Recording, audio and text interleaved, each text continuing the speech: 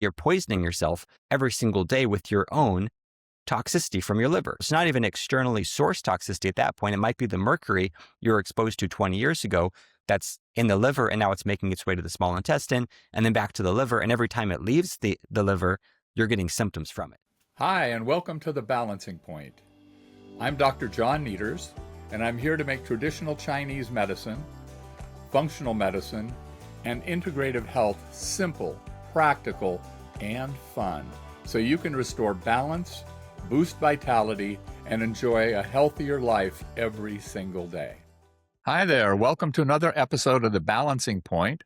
I'm here as your host, Dr. John Nieters. And our guest today, I'm very excited about. He's going to talk actually about a product that I had used decades ago, and I actually think is going to completely change my practice. So I want to introduce Jeff Hoyt. Jeff is the president of Zeolite Labs. The title is A Smart Binder for 21st Century Living. You know, and I experiment with a lot of stuff in my practice, and we use several different types of binders, but they all function differently from Zeolite. And so I'm going to let Jeff go into it and go into some depth on this. And, I'm sure my audience is pretty clear. Anybody who's on the internet at all has got to be pretty clear about how toxic our environment is. But you want to talk a little bit about why detox support is ever more important, Jeff? Yeah, absolutely. I think one, it's just like you mentioned, if anyone's, on the internet at all, there's all this information about microplastics and glyphosate, environmental toxicity, heavy metals, and all this information is coming out on how harmful these things are for our bodies. And the challenge is, living in the 21st century, we have a lot of modern conveniences that are fantastic, that make our lives a lot easier. But with those modern conveniences come an increased toxic burden from manufacturing and from a number of other issues. So basically, we're exposed to a greater level of external toxicity than ever before. And that, just the food, the water, and the air all have some level of toxicity. And then you talk about the personal care products and all these other things. We're just kind of bombarded with toxicity. And then in addition to that, we have a lot of emotional stressors and physical stressors and mental stressors. And we're just kind of living in this age of stress. And although the stressors aren't necessarily considered toxins or, toxins that store in the body, they still contribute to the stress burden on the body, and they can prevent our body from clearing some of the other toxins because it's using up energy, right? So basically we have this perfect storm where it's an environment for that results in our bodies accumulating toxicity if things aren't working properly. So yeah, detox support is just, I say, if you live in the 21st century at this point, you have to detox. Yeah. I've been in practice for a while, and say 30 years ago, for the most part, problems were simpler, right? Someone came in with a thyroid disorder, or they came in with a pulled muscle or something. I don't get to see those patients anymore. There's so many overlays of mold and heavy metals that you kind of got to tease it all out and have a very, very careful, well planned out approach to leading. It's a completely different ballgame now than it was 30 years ago. So chronic conditions you mentioned, like stress, can lead to accumulation of heavy metals in the body. Would you talk about just the whole idea of heavy metals for a bit and why that's such a problem? Yeah, absolutely. And when, there's this category of toxicity, and it's the main kind of the forerunner is heavy metals. And I don't necessarily know if those are the most problematic, but they're the most recognized because there's the most testing options and there's the most research showing kind of the detrimental effects of them. But with heavy metals, one of the issues is that they're toxic. When we talk about heavy metals, we're talking about toxic metals, right? Some people are like, well, some of the essentials are heavy, but yeah, toxic metals, mercury, cadmium, aluminum, arsenic, gadolinium, some of these metals that are basically stressing out our cells, causing mitochondrial dysfunction, messing up biochemical pathways. Something like mercury can basically just wreak havoc on everything in the body, right? From the mitochondrial level upwards, and just really do a number on the nervous system, et cetera. And when you have these heavy metals, one of the issues is that it disrupts mineral balance, because you have some of these heavy metals that are similar in structure to the essential minerals. And when you have the metal in, the mineral can't do its job properly or can't be absorbed. So for example, you have cadmium and zinc are very similar in structure. So if you have it could go either way. If you have a zinc deficiency, your body is more likely to hold on to cadmium that you're exposed to. If you have a cadmium overload, whether that was from, smoking, from tobacco exposure, or whatever it may be, your body's not going to be able to absorb or utilize the zinc as well because they're competing for space, right? So, and part of it is just is a defense mechanism by the body, because if you're severely deficient in a specific mineral, the body needs something as a placeholder there on that receptor site. So the body will actually hold on to heavy metals if you're deficient in minerals, because it can use them for cellular purposes, although toxic, but it needs something. So it's kind Wow. of interesting. So it's kind of a twofold approach. When we're talking about heavy metal toxicity, it's kind of in the light of as well of mineral imbalance. So we want, the two-step approach, the super two-step approach, if it can be done effectively for health, is in with the good, out with the bad, right? We want to provide the body what it needs to work optimally, and we want to remove the toxic elements that are clogging up the machinery of the body and preventing it from working at its best. And sometimes I think where detox comes in is if someone is doing everything right. They're eating right. They have a good lifestyle. They're doing incredible protocols, but they're not quite getting the results. It might be because what they're doing is the supplements they're taking might not be utilized by the body because there's competition or some sort of heavy metal or toxic element that is in some way preventing the absorption utilization of the nutrient. Great explanation. One of the things I really enjoyed when I went to your site is you have some short videos and very informative. But the one I liked is you're using an oligo scan to point out, as you're using the zeolite, how it's actually, from one test to the next, is actually reducing those heavy metals, and which, again, as you mentioned, increases vitamin and good mineral levels. And I was particularly excited because not a lot of people know about the oligoscan, and we are the only office in this area that I believe does it. We'll get referrals, people driving hours to come do the oligoscan, and we love it. The only thing I didn't like is that when we tested me, I had the highest level of mercury we've ever found, Wow. right? Ever. And I had a mouth load of cavities, mercury amalgams when I was growing up. My dad and I used to go fishing in San Francisco Bay for striped bass, which are just full of mercury. So I came by it legitimately, but it was kind of scary. And we had quite a few people that did the oligoscan, and we set up plans for them. But unfortunately, I think we made it too complex. We gave them too many supplements, too many things to do. And, they're not going to see a major difference in a month or so. And so they just quit. It falls off their radar. Unfortunately, they're human. So anyway, that's why I'm really excited about zeolite. So Yeah. Go ahead. no, that's okay. What is zeolite? Yeah, so zeolite is a mineral. So it's a naturally occurring mineral that's mined from the earth. And the first clarification is it's a class of mineral. So there's a lot of different types of zeolite. What we're talking about in this interview is clinoptilolite. So clinoptilolite, zeolite, that is the form that's been shown to be safe for humans. And it's completely different than a lot of the other types of zeolite out there that are potentially hazardous and not safe for human consumption. There's also synthetic versions of zeolite, lab-grown zeolites, and those are going to be acting differently as well. So just to keep in mind that, all the information here is for natural, purified, high-quality clinoptilolite zeolite powder. So I'll say that because there's also liquids and nanos and all this other stuff. So it's what makes zeolite unique is it's mined from the earth and it has a negative charge. So it's got a cage, first of all. So it's like a honeycomb lattice cage, and it has a negative ionic charge, and it is attracted to positively charged elements through a swap mechanism. So you've got this cage. Imagine this just a cage, however you want to imagine that, and it's got naturally potassium, sodium, calcium, magnesium in it, right? These positively charged minerals. And when it comes across a positively charged mineral that it likes more, which is generally a heavier mineral or a heavy metal, then it swaps it out. So it works through this cation exchange swap mechanism, opposed to some of the other binders that potentially are more indiscriminate in their binding, and they're just binding to everything. The zeolite is more selective, or considered a smart binder, because let's say it comes across an amino acid or a vitamin or a lighter mineral, it just leaves it alone because it already has the mineral that it prefers, and it's only going to swap for a toxic element or an element that's heavier, which is generally the heavier elements, the heavy metal, the toxic metals, mycotoxins, ammonia, radioactive materials, and some of the other stuff that we don't want in our bodies. Great. I think they used zeolite to clean up Chernobyl, not yours, but the industrial type. So it seems to work on all sorts of things. Yeah. And safety in terms of not absorbing, say, vitamins or the minerals you want. Yep. Yep. Exactly. So initially, so you mentioned Chernobyl, it was used industrial initially.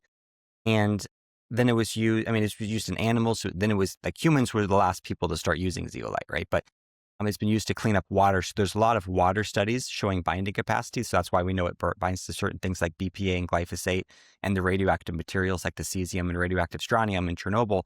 And then in the animal studies, it's always mixed, and it's still used for animals. It's always mixed with the animal feed. And they were doing research saying, is this going to deplete the animals of the blood nutrient levels? And it actually improved the nutrient status of the animals in the blood. And that was kind of a pleasant surprise. So even when taken with food, it's not going to deplete nutrient status, which is not always the case with some of the other chelating or binding agents. So in terms of humans, I always say it's okay to take with food. It's okay to take with a lot of supplements, but it will, if you're taking, let's say, an iron supplement or zinc, copper or zinc, one of the heavier elements, you might want to take it a little bit away just in case. But what's interesting is even if you took, some people actually use zeolite as a delivery system. So let's say if someone is utilizing colloidal silver, for example, some people will mix colloidal silver with the glass of zeolite. So you take a scoop of zeolite, you mix it in a glass of water, and then you add the colloidal silver to it. The zeolite is binding to the colloidal silver, but then when it enters the body, it swaps the silver for the heavier element when it encounters it. And the idea there is to deliver the silver to kind of the toxicity binding site, whether that's a biofilm or whatever else. So it's kind of an interesting concept. That's highly experimental, but because of this swap mechanism, zeolite can be used or as a delivery system. So let's say that you take the zeolite with a zinc supplement, and maybe it does bind to a little bit of the zinc. You're still going to get a lot of the absorption of that zinc because it's going to re-swap it out later, and potentially we're in a good place in the body. But it's not, you can't get a good milligram dose of what you're taking that way because you don't know how much of the zinc is going to be absorbed because some of it might stay in the zeolite cage depending on how much toxicity is encountered on the way out. So I'm really not worried about it personally if people take it with supplements, but if I always say just take it, an hour after the supplements just in case. And that's kind of the general rule of thumb. But overall, as we see from the illegal scan and, a lot of HTMA practitioners and other practitioners utilizing ZeoCharge, they don't report any sort of nutrient deficiency. They unless someone is experiencing detox reactions and not handling it well, that is what can result in the nutrient deficiency short term, not the actual binding of the nutrients themselves. But generally, you see improvement in nutrient status because of the removal of the heavy metals and other toxic elements that are competing for space and that are causing oxidative stress, which is making the body use more of its vitamin and nutrient resources. Did I hear you right? Did you say glyphosate? That it helps remove glyphosate? Yep. So yeah, they studied that for water. So I'm not aware of any human studies on glyphosate at this point. There's anecdotal just reports that people say the practitioners that I work with that say that ZeoCharge does work really well for glyphosate. But in terms of clinical research, that's all water right now, but it does have direct binding for glyphosate. Wow, that in itself would be worthwhile. Yeah. That's amazing. And you mentioned detox reactions. I'm used to the old days when people would overdose patients with candida killers, et cetera, and you get a Herxheimer, right? What are we talking about here? Yeah, so detox reactions are super interesting. That was kind of I think a lot of people's first experience into natural health is the candida cleanse. Uh-huh. That was mine as well. And I'd ordered some like chitin cell wall suppressor from Thailand and this whole thing. And it was kind of an interesting, funny story. But anyway, detox reactions are just when you're experiencing a symptom in response to a detox protocol, it's a sign that there's more stress than there was before in the body, right? Detox stress. There's a little bit more than the body wants to handle or is used to. And there's different times of different types of detox reactions. You've got what we want to avoid is the redistribution of toxic elements. That's where we go in with a detox agent and we stir something up, stir a toxicity up, or liberate or mobilize a toxin or toxin from tissue. But then it doesn't quite make it out of the body and it finds a new home. That's redistribution. And as it's floating around, it's causing stress on the system. That's what we want to avoid. Then there's Herxheimer reactions, which are more biological. So when you're doing like a Lyme protocol, working on some sort of microbial agent and the immune system is going after them and that results in a reaction. That's a little bit different reaction because that doesn't necessarily mean this redistribution. It might be okay. Sometimes those are unavoidable. And then you've got other types of reactions like retracement symptoms, where sometimes you go on a detox protocol and your body just starts releasing all sorts of stuff from the past. And that's physical stuff like the stored mercury and toxic elements. But sometimes even emotions start coming to the surface and people start feeling, like weird emotions like from the past. And sometimes they have nightmares, etc. That's a little bit less common, but that happens as well. So detox reactions are basically just a response to the detox process where the body is taking something generally from tissue that was in the storage unit in the body, and it brings it back to the active processing center. And when it's in the processing center, it's causing stress in the body because the body has to deal with it. And if that stress is more than what the body is able to handle, you get reactions, hence the detox reactions. And I've heard a phrase, and if you'd comment on this, I've heard, quote, too sick to detox. So Yep. can you talk about that a bit? Yep, exactly. So basically what we have here is a situation where, so first stepping back, looking at how the body prioritizes detox and prioritizes health, right? The body is more focused on short-term survival over long-term thrival, right? And actually the first time I said that, I was talking to Jeff Leone of Illegal Scan a couple of years ago. We were talking and that like came out of my mouth and I'm like, that's a keeper. I'm going to be saying that from now on. But short-term survival over long-term thrival. So that really, just that alone can really help us understand why the body is doing what it's doing. Because when it comes to heavy metals, we would say, these things are toxic, they're disrupting cellular function. Why would the body possibly want to hold them in tissue? Why doesn't, when they come in, why doesn't our body just get rid of them? And it's actually to protect us because there's different kind of levels of toxin storage. Right when you're exposed to a toxic element, whether you just ate a bunch of the fish or you just daily from the amalgam fillings, whatever it is, you have it kind of in your processing center. So let's say mercury, for example, it's in your processing center. That is where your body is actively trying to cleanse it because you were just exposed. Your body doesn't like it. It's causing an immune reaction. It's causing an inflammatory response. Your body tries to get rid of it. But if that level of mercury is maintained for long enough, the body can't handle that level. It has to do something with it. So ideally it gets it out of the body, but if it can't get it out of the body, it has to tuck it into tissue. So then it goes into storage. And that could be just general tissue. It could be your brain. It could be an organ. It's just some sort of fat, some sort of tissue in the body, right? And at that point, it's not ideal because you still have the mercury there, but it's causing less immediate problems because it's out of the body's active processing center. So it's kind of hiding from the immune system. It's not causing the same level of inflammation, but now it's causing more long-term detriment.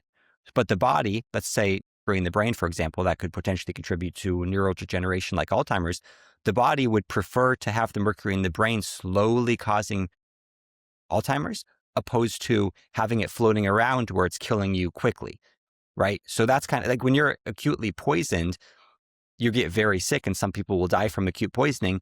The body just tries to tuck as much of that away as it can in tissue because the tissue is a natural storage unit for the body, right? So understanding that, I think, is key with detox and detox reactions, because what's happening with detox reactions is generally the toxicity that's in storage is now coming back into the processing center and the body has to deal with it. And it was toxic when it came in and now it's toxic when it's coming out.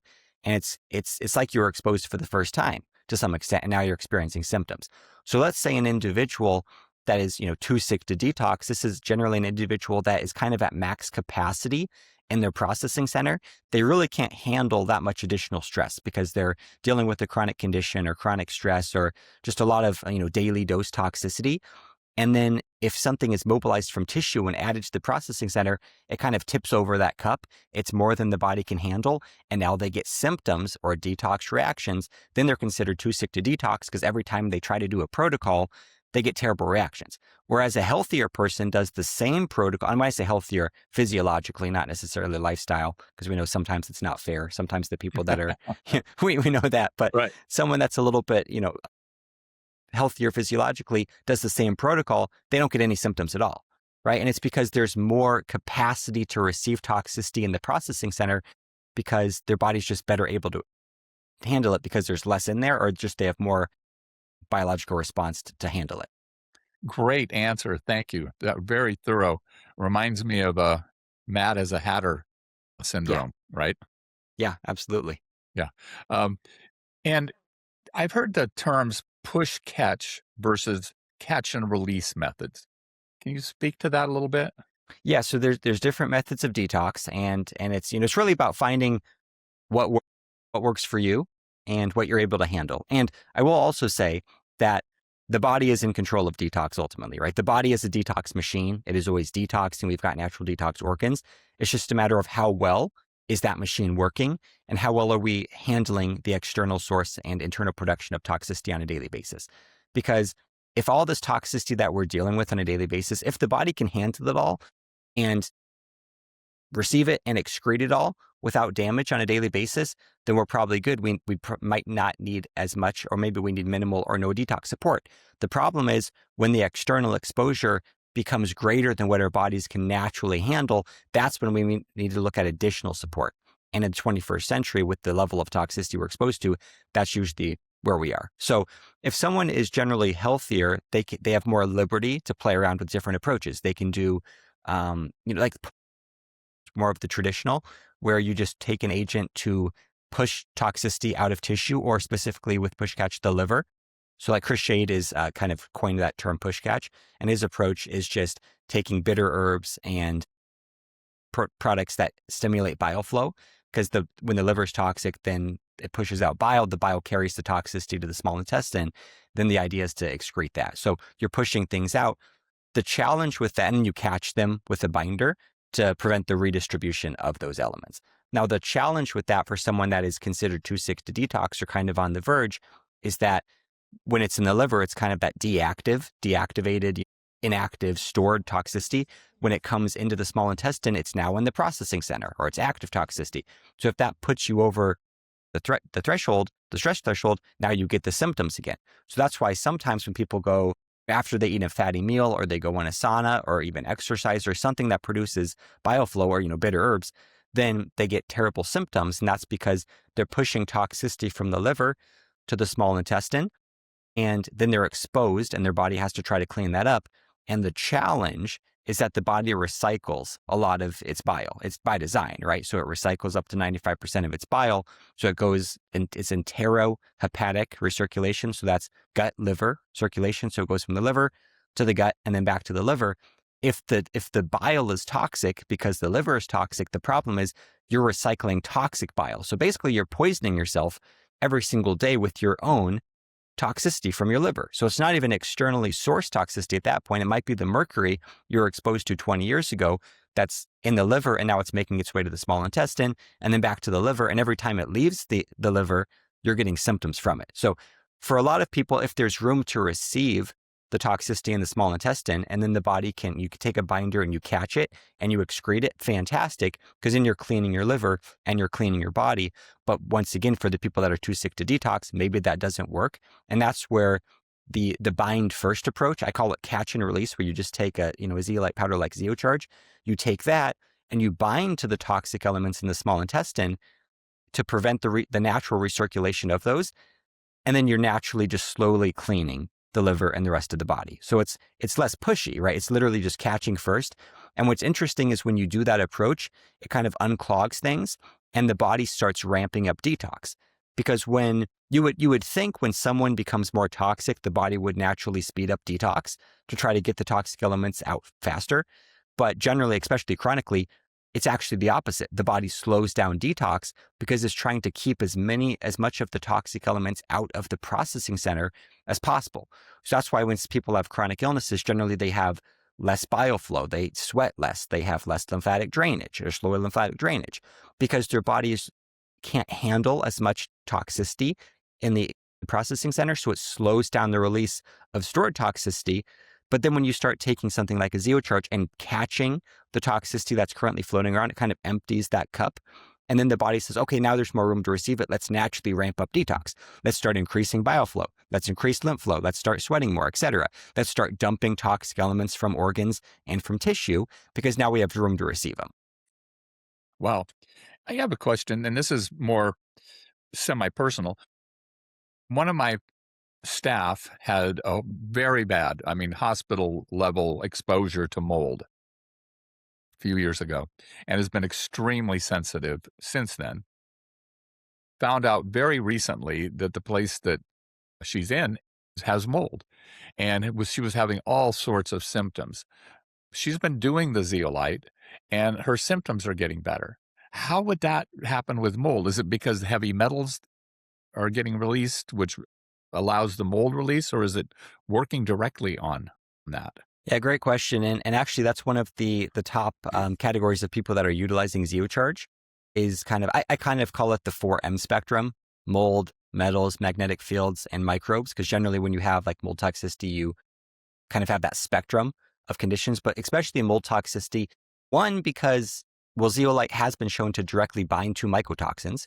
So that's one of the reasons it's still used in animal feed, is to bind to aflatoxins and norcotoxin A. So direct binding of the mycotoxins is one, because if you bind to the mycotoxins, then the mycotoxins are not causing the same level of immune response because they're bound, right? So that can help calm the immune system and reduce the inflammatory response. But then there's other things like when you're having reactions to mold, generally you have an increased level of histamine. You're having kind of that allergic histamine response. Zeolite also binds to excess histamine, so it can help calm symptoms in that way. And then just by binding some of the other toxic elements that the body is processing, it gives the body more energy to naturally go after the mycotoxins and things it's exposed to. So that's the nice thing about zeolite and binders that are, binding all this stuff, is that even if let's say mercury is your challenge, and it does bind to mercury, but even if it didn't bind to mercury and it just was binding to all this other stuff, it could still help detox mercury because it's binding to so many things that it increases the body's natural detox capacity so it can start going after the mercury. So for example, ammonia is one of the main things that zeolite binds to. And I think this is one of the biggest benefits of zeolite is the ammonia binding capacity, because when you're dealing with mold or any sort of other toxic condition, generally your liver's not going to be working quite as well as it should be. And when your liver's not working, it's not processing or breaking down the ammonia as well. And you can get a buildup of ammonia. And then that can also go to the bloodstream, and that can even go to your brain. And it's highly toxic. It's designed to be, dealt with and excreted pretty quickly. So zeolite binds to ammonia. It also binds to its waste product urea. And on the topic of ammonia, when there's microbial imbalance, the microbes are like Candida, we mentioned, and these other microbes are producing ammonia as well as waste products. So just the ammonia binding capacity, I think, is huge. But yeah, when it comes to mold, it's binding to some mycotoxins, binding to histamine, binding to a lot of the metals. It's binding to a lot of things that are immune stimulants. And by binding to those, it kind of calms the storm in the body and helps the body breathe a little bit. Now, of course, it's not a substitute for dealing with it. I mean, you can, if you're living in a moldy environment and having, chronic immune reactions to it, taking Zeocharge is probably a good idea, but it's not a long-term solution. Awesome. And talk to us a little bit, if you would, how to take it, how much to take in general, and do you do different dosages for different people or conditions? Yeah, so this is really the most important aspect of taking Zeocharge is the dosing, because there's a paradox where, traditionally just the general thought with most supplements is start low, work your way up, low and slow, titrate from low to high, especially for sensitive individuals, those, like with mold toxicity or Lyme or mast cell activation syndrome or something of that nature. And the challenge is that doesn't always work, because sometimes taking lower doses actually is more problematic than high doses. So this goes for medications and this goes for supplements, right? So sometimes when you take a low dose, it has the opposite effect as a high dose. So something like a medication like a naltrexone, you take it, Right. 400 milligrams at the higher dose, and then you take it at 2.5 to 5 milligrams for low dose naltrexone, the exact opposite effect. Yeah. So microdosing certain things sometimes backfires. So it's not always good to start low. So with Zeocharge, it's one of those items. And interestingly, the less you take, the more likely you are to experience those detox reactions, which doesn't seem to make sense, but that's that's the reality. And there is a lot of information about that on our site. I've got a lengthy document called the higher dose or the zeolite dosing paradox. I used to call it the higher dose theory of zeolite, and it goes over some of the mechanisms of that. But essentially, when you take a super tiny amount, like a microdose of zeolite, it goes in, it stirs stuff up, it might disrupt biofilms, it might accelerate, kind of act as a detox accelerant, whatever it is. It's binding something that's causing stress. All of the zeolite is bound. You have this extra stress that was generated. The body now has to clean that up. And the net effect is actually an addition of stress on the body, which is the opposite purpose of a binder. The reason we take binders is to reduce the stress, to mitigate detox reactions and not to add stress to the system. If the same person took a higher dose, they still go in, they kind of stir stuff up, disrupt the biofilms, they make a mess, but there's enough extra zeolite particles or cages available to clean up its own mess. And then the net effect is a reduction of stress in the system. So I think that maybe this example will help because that might not have made sense. But essentially, let's say you have your active processing center, look at that as a cup. When the cup overflows, that's when you get symptoms, right? That's when you get detox reactions. And let's say you're at 80% full and you take a little bit of zeolite and it takes it from 80% toxicity to 75% toxicity. So there's still no symptoms. But then in response to taking the zeolite, the body dumps toxicity from tissue or it disrupts a biofilm and it takes that 75% to 110%. And now your cup is overflowing, you have symptoms. Let's say same person started 80% toxicity. They take a bunch of zeolite. It binds so much in the cup that it goes to 10% toxicity. Then their body can dump all sorts of toxic elements from tissue and there's room to receive them without experiencing the detox reactions. Wow. So it's the opposite. So more normal detox is pushing or pulling or mobilizing toxicity from tissue that's in storage and putting it into the processing center, and it's inherently stressful because it's adding stress to the system. Binders and Zeocharge are the opposite because they're grabbing what is currently in the processing center opposed to pulling something from tissue. So with the other approaches, the more you take, the more stressed you get. With the zeolite, the more you take, the more you're binding to, the less stressed you are. Great explanation. That's fabulous. Practical question. So I use a lot of modified citrus pectin because it lowers galectin-3 levels, so it can reduce inflammation. Would you see a problem of spacing them out, but taking your product and modified citrus pectin on the same day? Oh yeah, people do it all the time. Very common. That is one of the better binders. Probably my second favorite binder after zeolite is the modified citrus pectin. I don't like a lot of binders, but I do like that one. A lot of people actually mix them together as well. So I don't really see a problem. So you can even take them at the same time together. And some people respond differently to different binders. So it's kind of finding one that works best. Interestingly, a lot of people that take the modified citrus pectin and then add the Zeocharge get an additional benefit. And I'm not sure if that's because of the strong ammonia binding effect or just different affinity or increased surface area.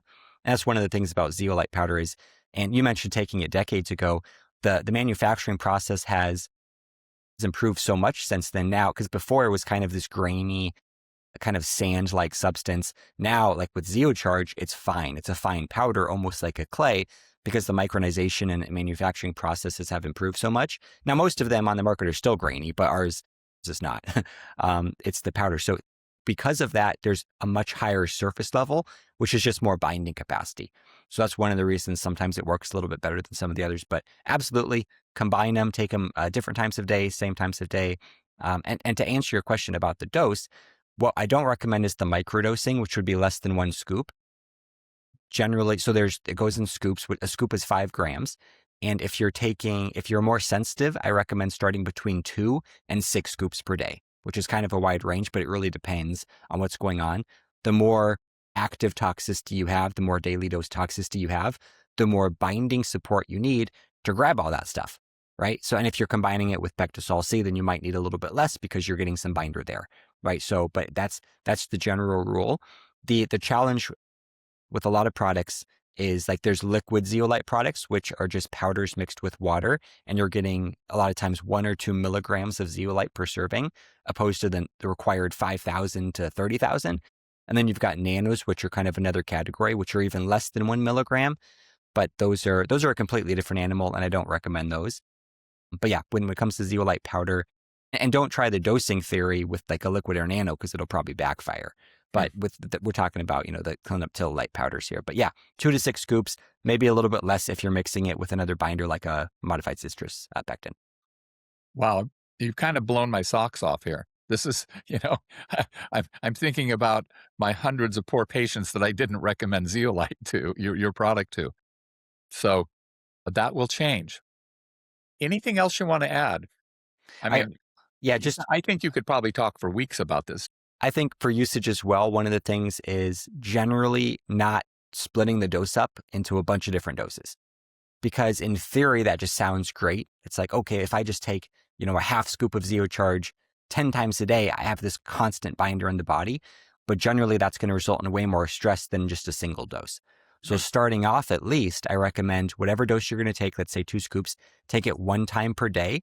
Don't split it up. Don't mix it in a glass of water and drink it throughout the day, because the key is to get enough on each dose or at each time, opposed to cumulatively throughout the day. And then after that, you can start experimenting from there. And if you want to split the dose, fine. But the key is really to get enough on each dose. So one of the starting off to avoid detox reactions, because it can still cause detox reactions, because a lot can happen. It's the nice thing about zeolite and even citrus pectin, which a little different. That might work on like the different pathways. But with zeolite, it doesn't work on any specific biochemical pathway, right? It just goes in, it's not absorbed, it binds. So there's no side effects. There are only detox reactions. And the detox reactions can be many or different, because it just depends on what you're binding and what's being exposed and how the body's reacting to that process. So that's where it's kind of interesting. That's why I like it though. It's not working on any pathway. It's just going in. So that's why I like the once per day going in. Taking it after a meal is often recommended, because it's less likely to cause the reaction. If you take it first thing in the morning, it's more likely to cause microbial disturbance, because generally it has a stronger anti-parasitic and anti-fungal effect when taken in an empty stomach. So if you're going for that, you can take it at that point. But if you're trying to avoid the reactions, probably better after your largest meal. Also, if you think that liver congestion is one of your main issues, I like starting it 30 to 60 minutes after your largest meal or your fattiest meal, because that's when you're getting kind of that bile dump. And you want to go in and basically try to filter that bile to prevent the natural circulation of the toxic elements in the bile from just your bile release from eating. Great answer. So I've got about all I can handle in my brain right now. So I just really, really want to thank you for your clarity about all this and your vast knowledge. So thank you for being on.